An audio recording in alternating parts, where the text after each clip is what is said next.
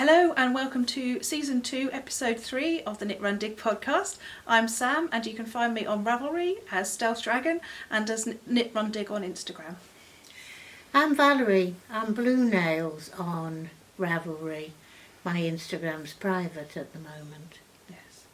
And we've known each other for a while. Yes. And I'm going to talk to Valerie about her spinning and knitting. She's been spinning for a long time. Yes. 1980 something. And she knitted this hat and she'll be talking to us about that as well.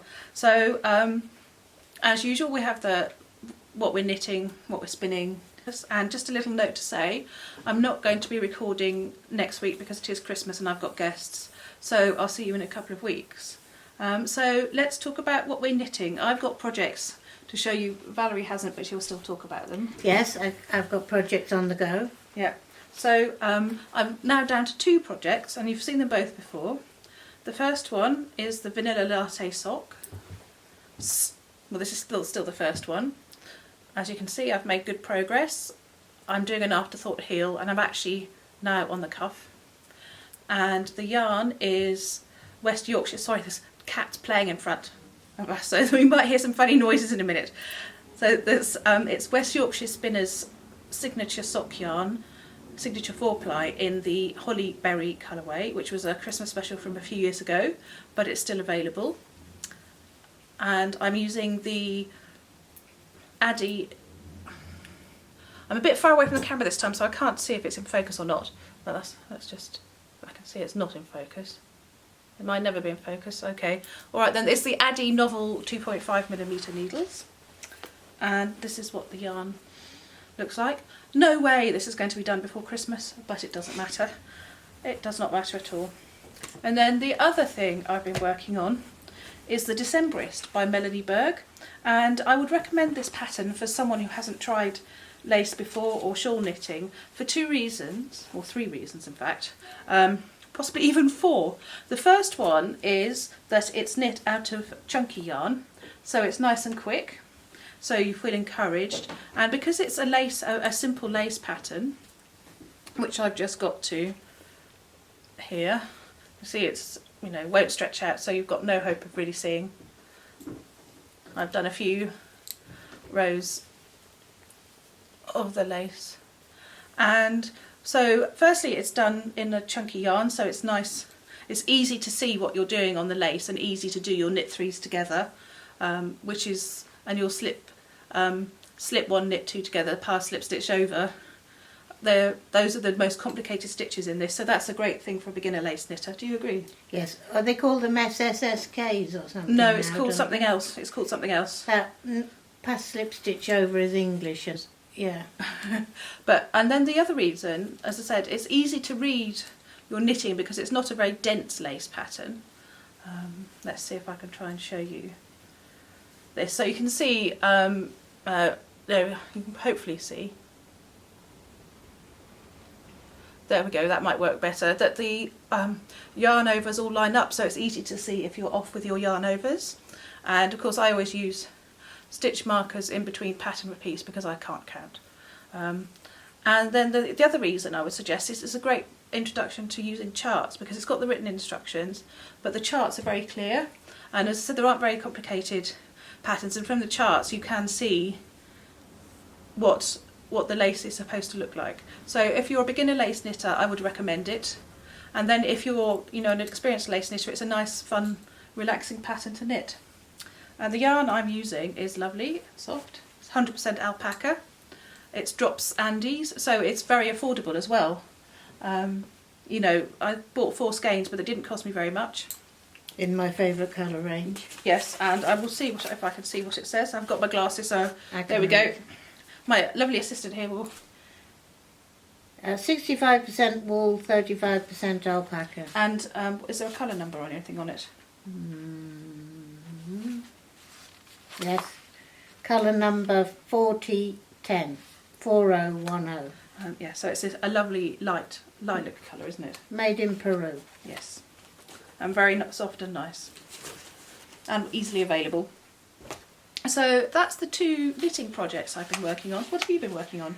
I'm about to resurrect Oh, one cardigan that I started probably 2 years ago. Oh, that's nothing compared to me. And it got set aside. I don't know what for, but it got set aside. And then I found it again. But what I didn't have was the book, the notebook, where I ticked off the rows. I've got the notebook now. Just have to re-find the knitting. But I've put it somewhere nearby. That's my plan for this weekend, because I've just finished Our Father Christmas, which is Forest Gnome on Ravelry. Can't remember the designer, but she makes those cats. Yes. And the bluebird. Yes, lovely patterns. I've made the Father Christmas all in skin colour, and then made him a onesie, and then made him a red and white jacket from the gnome jacket pattern. Yes, and I might put a picture of it in actually. Yes, I've got some pictures, Yes. but I've given it away now. Yes. And what are you spinning?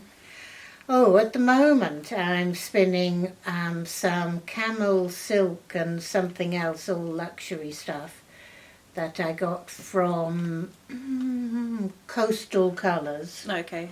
Was that at the New At Market? the- New Market. yes. Well, it was Newbury. Yes, Newbury. Southern Wool Show. Yes, in September. It's 3 braids, which are about 200 grams each. And they are similar but not exact. And my idea is to spin them each on their own and then ply the 3 together to get one single colour mix. Lovely. They cost a fortune, but they're real nice. And they're lovely to spin. Yeah.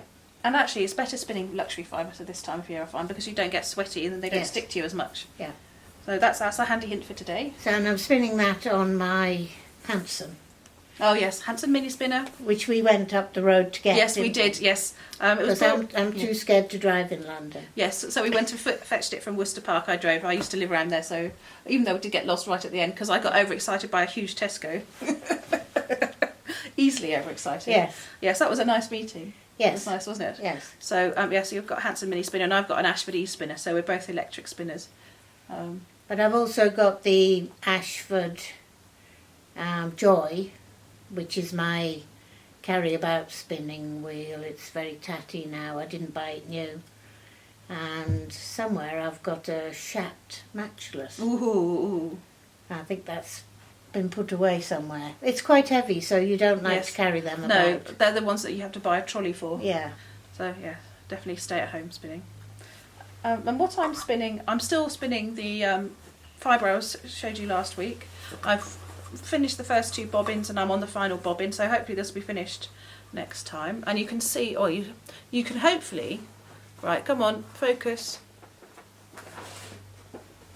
Can you hear that noise? If you can hear a funny noise in the background, that's a cat in a bag. No, it's not. There we go. I think I'm holding it too close now. So it's these very lovely autumnal colours. There's browns and this lovely, vibrant, glowing red, and then yellow and orange. And it's Blueface Leicester and silk 70-30 blend. 70% Blueface Leicester, 30% silk. And the colourway is Autumn Walk. And that's by Owl About Yarn. And my plan is to make this into a 3-ply and then knit a cowl from it. Hopefully I'll get enough from that, otherwise it'll be a very tiny cowl for a teddy bear or a cat or a dog. Right, so that's all the sort of works in progress we've got, and now Valerie will talk about her lovely hat. Yes, we might make a feature of what is she wearing. Yes. This is something I made last winter. It is in a bulky yarn which had no name. I bought it for what we might call a probate sale, and I had a black bin liner worth of it. It's bulky, and I used a pattern from Ravelry by Tin Can Knits called HoneyPie, and it worked out well. The top for the animal lovers is raccoon. It's the real thing. It came from Ukraine, but there's plenty of acrylic ones about this year, but last year there wasn't. Yeah. And they're very nice, these bobbles. For those who don't know how these bobbles work, they come with a shoelace, and then you just thread them through and tie them. And you have to keep them away from the cats. Yes. I haven't got a cat. I'd come here to visit these cats. Yes. In fact, she's the pet broker responsible for Phryne and for Merlin. So she's responsible for other people having cats and dogs. Yes, I would have liked to have had Phryne for my house, but my house is not really suitable for a cat. No, you're right next to a busy road, On aren't a you? road, yeah. So I did have a cat and didn't let it know about the front door, and it was a grown-up cat, but I think Phryne as a kitten would have been a tricky one. yes. She's down here now. Yes. And we're going to have to pause now because I can see the battery light flashing. I'll just go and fetch the other battery.